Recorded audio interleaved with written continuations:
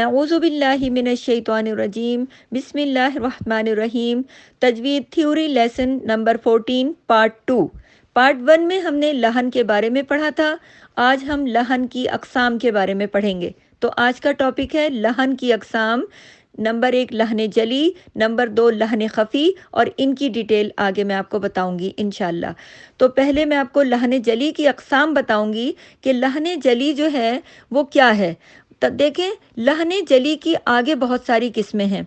لحن جلی کس طرح سے ہو جاتی ہے، اس کی بہت ساری قسمیں یہ ہیں۔ نمبر 1 ہے تبدیلی حرف، یعنی کہ اگر ہم حرف کو تبدیل کر دیں، کسی لیٹر کو ہم بدل دیں، جیسے ہم مثال کے طور پر لفظ ہے اکبر اور ہم اس کو اکبر ایسے موٹے کاف کے ساتھ پڑھیں گے تو یہ لفظ تبدیل ہو گیا، اس کو کہتے ہیں تبدیلی حرف۔ یہ لحن جلی ہے، بڑی غلطی ہے، حرام درجے کی۔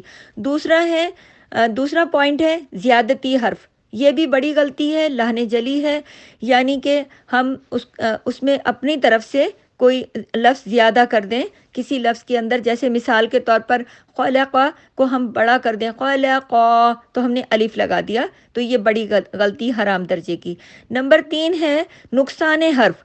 نقصان حرف کا مطلب ہوتا ہے کسی بھی لیٹر کو نقصان کر دینا، کسی حرف کا نقصان کر دینا۔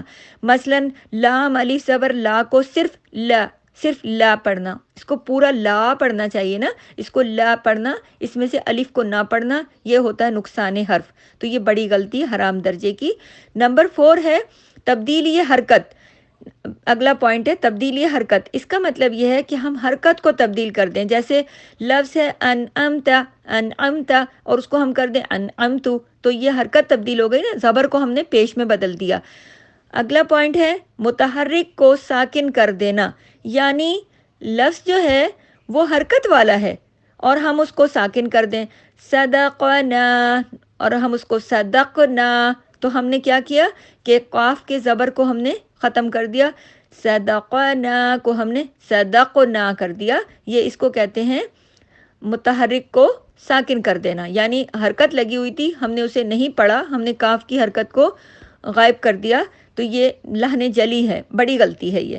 اس کے علاوہ نمبر 6 ہے مشدد کو غیر مشدد کر دینا۔ مشدد کیا ہوتا ہے؟ شد، تشدید، یہ جو ڈبلیو کی شکل کا سائن ہوتا ہے، جب یہ لگا ہو تو اس کا مطلب یہ ہے کہ اس کے اندر 2 حرف چھپے ہوئے ہوتے ہیں، ایک تو نظر آ رہا ہے، ایک چھپا ہوا ہے، جیسے رب بی 2 دفعہ با پڑھا جائے گا، رب بی، تو اس کو ہم اگر مشدد طریقے سے نہیں پڑھیں گے تو یہ ربی، اس کو ہم ڈھیلا ڈھالا پڑھیں گے تو یہ ایک ہی با پڑھا جائے گا، اور یہ بڑی غلطی ہے۔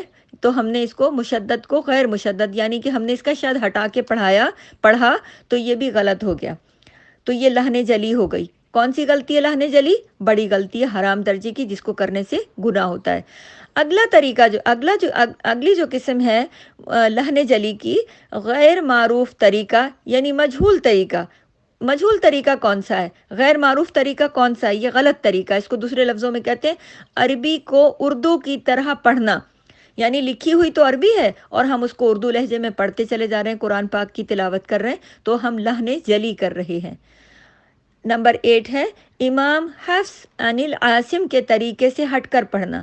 تو یہ ایک بڑے امام تھے، دنیا میں زیادہ تر لوگ انہی کے طریقوں سے پڑھتے ہیں، تو ہمیں بھی ان کے طریقے سے پڑھنا چاہیے۔ اگر ہم ان کے طریقے سے ہٹ جائیں اور مختلف طریقوں سے غلط طریقوں سے پڑھیں تو یہ لحن جلی ہے۔ اور دوسری بات میں آپ کو یہ بتا دوں کہ لحن جلی، بار بار میں بتا رہی ہوں، بڑی غلطی ہے، حرام درجے کی غلطی ہے، اس کو کرنے سے گناہ ہوتا ہے۔ دوسری جو چیز ہے لحن خفی، یعنی لحن کی جو دوسری قسم ہے، پہلے لیسن میں بتایا تھا کہ غلطی کی 2 قسمیں نا، ایک بڑی ایک چھوٹی۔ بڑی غلطی کی جتنی قسمیں تھیں میں نے آپ کو بتا دی، تبدیلی حرف، زیادتی حرف، نقصان حرف، تبدیلی حرف، اور متحرک کو ساکن کر دینا، مشدد کو غیر مشدد کر دینا، اور غیر معروف طریقے سے یعنی اردو لہجے میں پڑھنا، اور امام حفص عن العاصم کے طریقے سے ہٹ کر پڑھنا۔ لحن خفی جو ہے یہ غلطی کی دوسری اور چھوٹی قسم ہے۔ یہ چھوٹی غلطی ہے، چھپی ہوئی خفیہ غلطی ہے، اور اس غلطی کو صرف وہی پکڑ سکتا ہے جو قرآن پاک کی تلاوت کا بہت ماہر ہو، اور اس کے کرنے سے گناہ نہیں ہوتا، اس کے کرنے سے صرف تلاوت کا حسن چلا جاتا ہے۔ ٹھیک ہے. لحن خفی مکروہ درجے کی غلطی ہے. لحن خفی جو ہے خفیہ غلطی چھوٹی والی، یہ مکروہ درجے کی غلطی ہے، اور اس کے بارے میں انشاءاللہ آگے بھی ہم آپ کو مزید پڑھائیں گے انشاءاللہ. سبحانک اللہم و بحمدک، نشہد ان لا الہ الا انت، نستغفرک و نتوب الیک. السلام علیکم ورحمۃ اللہ وبرکاتہ.